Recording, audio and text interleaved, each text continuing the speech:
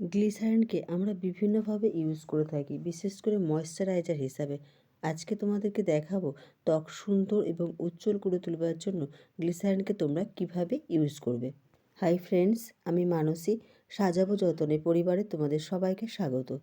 প্যাকটা তৈরি করতে লাগবে 1 চামচের মতো গ্লিসারিন।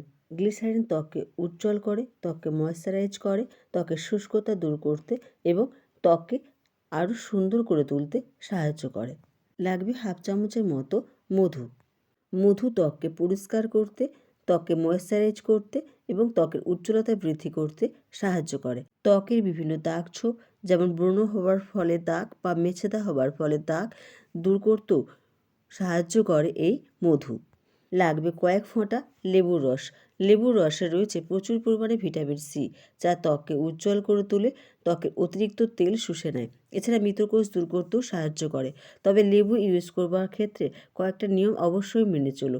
লেবু কখনোই সরাসরি মুখে ইউজ করবে না, এটা যে কোনো প্যাকের সাথে ইউজ করো।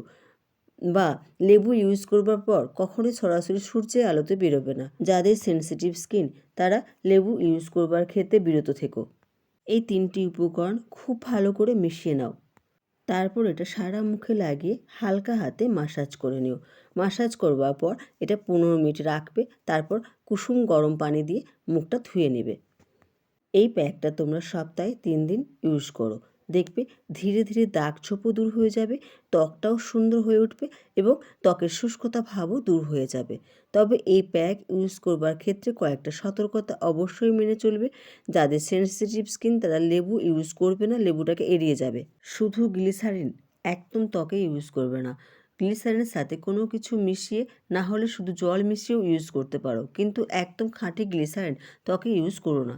এই প্যাকটা খুব একটা বেশি সাইড এফেক্ট নেই। তোমরা লেবুটাকে এড়িয়ে দিয়ে শুধুমাত্র গ্লিসারিন আর মধু দিয়েও প্যাকটা ইউজ করতে পারো, একই কাজ দেবে। ফ্রেন্ডস, যদি ভিডিওটা ভালো লেগে থাকে তাহলে প্লিজ চ্যানেলটিকে সাবস্ক্রাইব করে দিও। ভিডিওটি লাইক এবং শেয়ার করে অবশ্যই আমার পাশে থেকো।